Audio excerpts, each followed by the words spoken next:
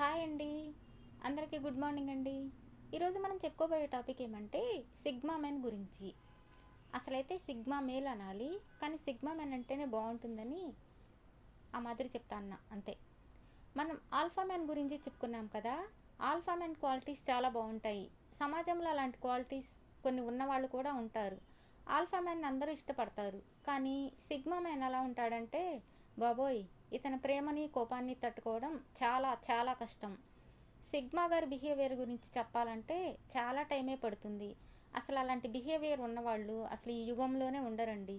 కొన్ని లక్షణాలు మాత్రమే చెప్పుకుందాం, ఓకేనా? సిగ్మా మ్యాన్ తనకు నచ్చిన పర్సన్ కోసం, ఆ పర్సన్ ఫ్రెండ్, లవర్, వైఫ్ ఎవరైనా సరే ప్రాణం ఇవ్వడానికైనా, ఎన్ని ప్రాణాలు తీయడానికైనా సిద్ధమే. చివరికి ఆ పర్సన్ మాత్రం దక్కించుకుంటాడు. తనకి కావాల్సింది సొసైటీ, మనుషులు వాళ్ళేమనుకుంటారో, పరువు పోతుందేమో అవేమీ కావబ్బా. తన పర్సన్ తనకు కావాలి అంతే. ఎవరెట్లా పోయినా నాకేం అనుకునే మెంటాలిటీ సిగ్మా మెన్ గారిది. సామాజిక కట్టుబాట్లు లేకపోతే మనిషికి జంతువుకి తేడా లేదు అని చెప్పాడు కదా ఫ్రాయిడ్ గారు. అదేనండి సిగ్మండ్ ఫ్రాయిడ్ అండి. సిగ్మా మెన్ విషయంలో మాత్రం కట్టుబాట్లు, భయాలు అసలు పనికే రావండి. తను ఇష్టపడిన దానికోసం, నమ్మిన దానికోసం ఈగోని, ఆఖరికి సూపర్ ఈగోని కూడా క్రాస్ చేసేస్తాడు. సిగ్మా మ్యాన్తో పోల్చాలంటే ఎవ్వరూ లేరండి. అసలు అసలు కంపేర్ చేసే పర్సనే ఇప్పుడు కనిపించరు. కానీ మహాభారతంలో దుర్యోధనుడు, కర్ణుడు ఆ ఇద్దరు మాత్రం ఉన్నారండి. వాళ్ళని కంపేర్ చేయవచ్చు సిగ్మా మ్యాన్తో. దుర్యోధన అంటేనే ఒకలాంటి వైబ్రేషన్ వస్తుంది కదా. అవునబ్బా, నాకు మహాభారతంలో ఇష్టమైన వాళ్ళు కర్ణుడిని పెంచిన రాధమ్మ, కర్ణ, అందరికంటే బాగా ఇష్టం దుర్యోధన. ఇలాంటి వాళ్ళని కదా అండి లార్డ్ అనాలి. నిజమండి, దుర్యోధనుడే లేకపోతే యుగ యుగాలుగా దానకర్ణుడిగా కీర్తించబడుతున్న కర్ణుడే లేడు కదా. కానీ దుర్యోధనుడు ఎవ్వరికీ నచ్చడు కదా. ఆయన అందరి దృష్టిలో ఒక విలన్, అహంకారి కూడా. కానీ కర్ణుడి దృష్టిలో మాత్రం దేవుడు. Sigma man also equal to Duryodhana అని చెప్పుకోవచ్చండి. ఎందుకంటే తను ఇష్టపడ్డ పర్సన్కు మాత్రమే అతను హీరో, మిగతా అందరికీ విలనే కదా. సిగ్మా మ్యాన్ కూడా అంతే. తన పర్సన్ అనుకున్న వాళ్ళ కోసం ప్రపంచాన్ని సైతం ఎదిరించడానికి, నాశనం చేయడానికి కూడా వెనకాడడు. చివరికి తన ప్రాణం పోయినా సరే, తన ప్రాణం పోయాక తనను నమ్మిన పర్సన్ ఏమైపోతుంది అని కూడా ఆలోచించడు. తనది అంత గొప్ప ప్రేమ. కొందరి దృష్టిలో మూర్ఖుడు కూడా, కానీ అర్థం చేసుకునే వాళ్ళకు మాత్రం దేవుడు. అసలు సిగ్మా మ్యాన్ బిహేవియర్ ఎవ్వరికీ నచ్చదండి. మన సిగ్మా మ్యాన్ అయినటువంటి దుర్యోధనుని కూడా ఎన్ని మాటలు అన్నారండి. ఏంటి, ఆయన ఎవరి కాళ్ళ దగ్గర కూర్చోవాలా? తల దగ్గర కూర్చోవద్దా? ఇంకో పర్సన్ వచ్చి కాళ్ళ దగ్గర కూర్చుంటే ఆయనకే వరాలు ఇస్తారా? ఇదేం న్యాయం అండి అసలు? ఒక రారాజు స్థానంలో ఉన్న దుర్యోధనుడు ఎందుకు తగ్గి ఉండాలండి? ఆ స్థాయిలో ఉన్న వాళ్ళకి కొంచెం అహంకారం ఉంటేనే కదా అందం. మరి ఎవరికో ఎందుకు లోబడి ఉండాలి? అవతల పర్సన్ ఉన్నాడు కదా అంటారు మీరందరూ. అది తన ఇష్టం. తనకి సెల్ఫ్ రెస్పెక్ట్ లేదేమో అనుకోవచ్చు కదా మీరు. కానీ మన సిగ్మా మ్యాన్ అయిన దుర్యోధనకి సెల్ఫ్ రెస్పెక్ట్ చాలా ఉందబ్బా. అందుకే అట్లా ఉన్నాడు. ఇక్కడ మనం కర్ణుని కూడా సిగ్మా మ్యాన్ మాదిరిగానే చెప్పుకోవాలండి. కన్న తల్లి కాదని వదిలేస్తే ఒక మహాతల్లి హక్కును చేర్చుకుని ప్రేమగా పెంచింది.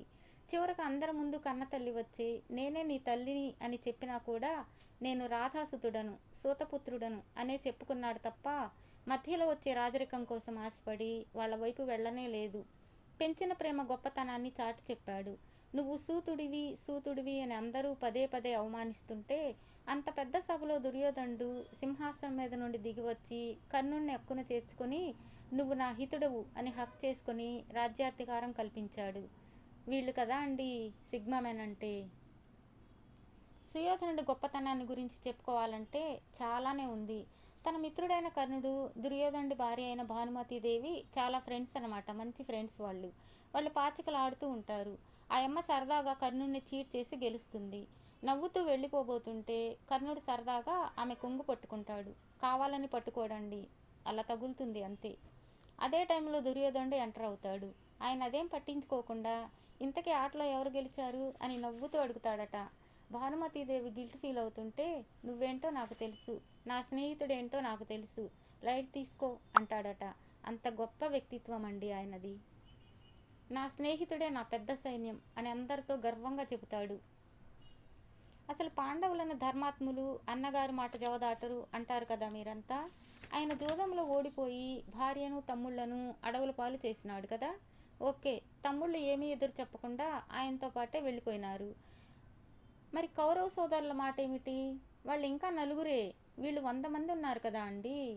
ఎవరో ఒక అనామకుడికి రాజ్యాధికారం కల్పించి తమతో సమానంగా కర్ణుడిని చూస్తూ ఉంటే మిగతా 99 మంది ఎందుకు అలా చేశావన్నా అని క్వశ్చన్ చేశారా అండి పాపం. మరి వాళ్ళ గొప్పతనం కౌలు ఎవరికి కనిపించలేదా? అంతేనండి, వాళ్ళకి ఇష్టమైన వాళ్ళనే హైలైట్ చేసేస్తారు. అదేమంటే లోకోపకారం అంటారు. ఏమోనండి, మనది సిగ్మా మ్యాన్ టాపికే అయినా సిగ్మా మ్యాన్ గురించి తెలియచెప్పాలంటే ఎవ్వరు కనిపించలేదు. అందుకే మహాభారతంలో దుర్యోధనుణ్ణి కర్ణుణ్ణి మాత్రమే తీసుకున్నాను. దుర్యోధనుడు తనకు నచ్చిన వారి కోసం అన్నీ త్యాగం చేసేస్తాడు. కర్ణుడు కూడా ఆయన మాటకు విలువిచ్చి చివరి వరకు, ప్రాణం పోయేంత వరకు దుర్యోధనుడి వైపే నిలబడ్డాడు. అందుకే వాళ్ళిద్దరూ రియల్ హీరోలుగా కనిపించినారు నాకు. అందుకే వాళ్ళ గురించి సిగ్మా మ్యాన్ని కంపేర్ చేస్తూ చెప్పినాను. అలాంటి వాళ్ళు పుట్టిన దేశంలో పుట్టడం కూడా లక్కే కదా అండి. ఈ టాపిక్ చాలామందికి నచ్చదు, మీకు నాకు తెలుసు. నన్ను చాలామంది క్వశ్చన్ కూడా చేశారు. ఎందుకంటే మీరందరూ కూడా వేరే వాళ్ళని దేవుళ్ళు, ధర్మాత్ములు అని మెంటల్గా ఫిక్స్ అయిపోయినారు.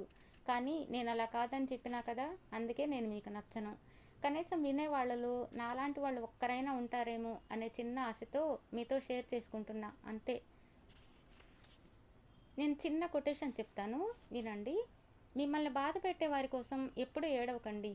వాళ్ళ దగ్గర ఒక చిన్న చిరునవ్వు నవ్వి వాళ్ళతో ఇలా చెప్పండి: నీకంటే మంచి వ్యక్తిని కనుక్కోవడానికి నాకు ఒక మంచి అవకాశం ఇచ్చినందుకు చాలా చాలా థ్యాంక్స్ అని చెప్పి వెళ్ళిపోండి. ఇది నేను చెప్పలేదండి, కలాంజీ చెప్పారు. ఓకేనా? Bye bye. Thank you. Good night all of you. Bye.